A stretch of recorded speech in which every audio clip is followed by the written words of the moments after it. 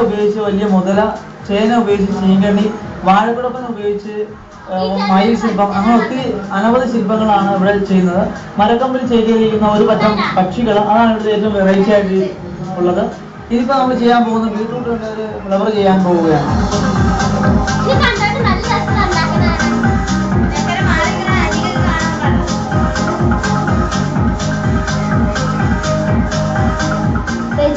എന്ന ചേട്ടൻ കൊച്ചു കൊച്ചു വാർത്തകൾക്ക് വേണ്ടി ബീട്രൂട്ട് കൊണ്ട് ഒരു പൂ ഉണ്ടാക്കിയിരിക്കുന്നു. വളരെ മനോഹരമായ പൂവാണിത്.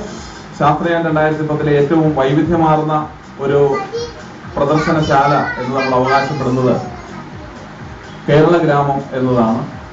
കേരളത്തിലെ പരമ്പരാഗതമായതും എന്നാൽ മൺമറഞ്ഞതുമായ ഒട്ടേറെ തൊഴിലുകൾ, അതിലെ കയർ, കൈത്തറി, മൺപാത്ര നിർമ്മാണം തുടങ്ങിയ മേഖലകളിലെ ഒട്ടേറെ പ്രദർശനങ്ങളുടെ ഒരു ലൈവ് നേർക്കാഴ്ച നമ്മൾ കേരള ഗ്രാമത്തിലൂടെ ഒരുക്കിയിട്ടുണ്ട്.